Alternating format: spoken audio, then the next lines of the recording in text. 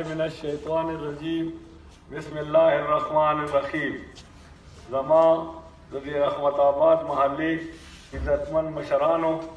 غیرتمن نوجوانانو او ښکلي ماشومانو، السلام علیکم.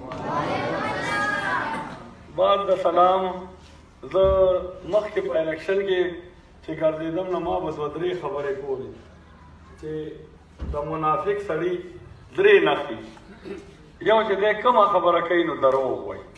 دویم چې ده سره څه امانت کېږي نو دی پکې خیانت کوي، او درېیمه چې ده سره دی څه وعده کوي نو دا دی نه پوره کوي. نو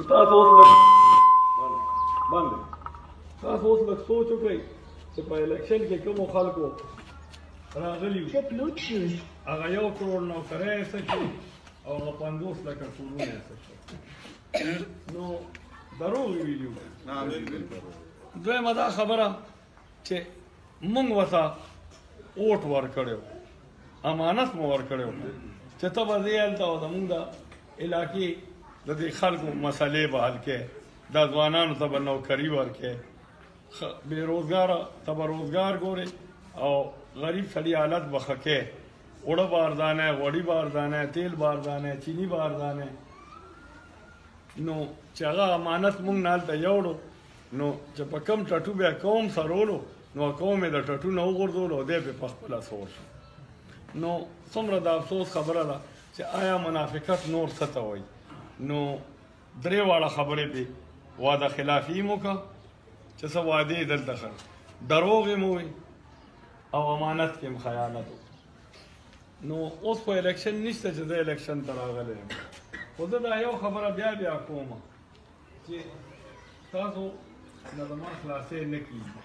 تاسو زما بچي یې، زما مشران یې، زما وروڼه یې، زما خلاصې درنه نه کېږي. مخکې چې ما الیکشن کړی و دا کلې خو پکې نو شامل، خو ما الیکشن صرف او صرف په دې اواز کړی و چې زه به د خپلو بچو ته روزګار ورکوم. دا نن چې څونه بېروزګاري ده هغه خو وایي چې زه کروڑ نوکرۍ ورکوم، خو که د کروڑو په دې خټ کلي کې 10 نوکرۍ کړي نو زه به سیاست نه کوم. نو تاسو سوچ وکړئ چې ځوانان نه دي چې کوم یو نوکر کړی. نو زما غرض صرف او صرف دا دی چې انشاءالله که بیا الیکشن خدای پاک راوستو نو کم از کم دونه سوچ وکړئ چې یاره یو منافق سړي ته که څه ټایم ووټ اچوي نو دغه سوچ وکړئ چې دی کومه وعده به کوي، آیا دی به سبا پوره کوي، یا دا کومه خبره چې دی کوي نو دی رښتیا وایي، او یا چې مونږ کوم امانت مونږ نه دی غواړي او مونږ د سره دا امانت ږدو د دې به دی خیانت کوي که نه به کوي. نو زما وروڼه یې زه ستاسو بیا هم شکرګزار یم چې تاسو ما له دونه عزت راکړو. نه زه ممبر یم، خو نه ممبر خو په وډونو راځي، خو په جعلي مورونو راغلي ممبران دي، دا د عوامو په زړه کې دي. نو تاسو چونکې زه ممبر داسې یم چې ستاسو په زړونو کې زه اوسېږم. نو انشاءالله زه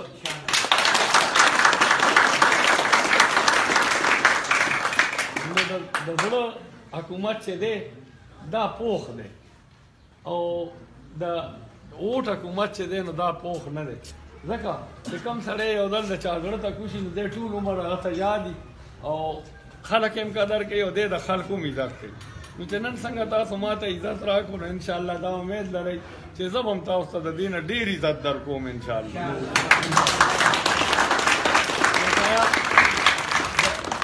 الیکشن خبره نه ده،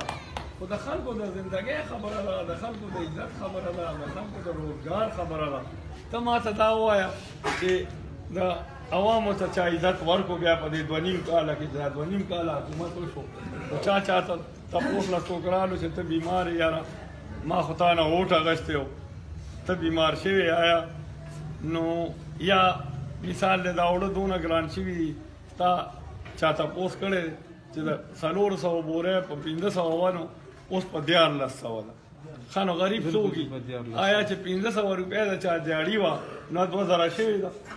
چې ته دونه ګراني راولې، تیل دې ګران کړ، هر یو شي بجلي دې ګرانه کړ، یو غریب سړی د بجلۍ بل نشي ورکولی او که چاته یې کونډه په غلطۍ ولګوله نو دا بجلو والا چې کوم اصلي ذاتي غله دي دغه غله به ورپسې راشي او پرچه به هم پې وکړي او میټر به هم ته یوسي، بیا به غریب ځي او راځي که ممبر صاحب له لاړو نه ورته لاړ وایي چې دا خو زما لاس کې کار نه دی، بل دی خو جمع یې کړه نو چې هغه بل جمع کوي نو ته څه دپاره راوټونه غواړې چې د 500 په ځای ورپسې 15,000 بل راولي نو ته ورته وایه چې 400 ورپسې راوله که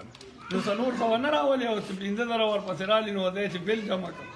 نو زما وروڼو زما تاسو ته همدغه یو اپیل دی که بیا دپاره کله م الیکشن راځي او څوک هم ستاسو ور وی نو کم از کم دې دا تپوس وکئ چې یاره کاکا په خیر رالې یا وروره په خیر رالې ته خو زموږ ډېرې ته رالې دې مقصد دپاره راغلی چې ته دا ووټ غواړې نو چې ته ووټ غواړې نو کم از کم موږ ته دا وښایې چې ته به موږ دپاره څه کوې که ته یو خبره کوې نو موږ ته به څه ثبوت راکوې چې ته رښتیا وې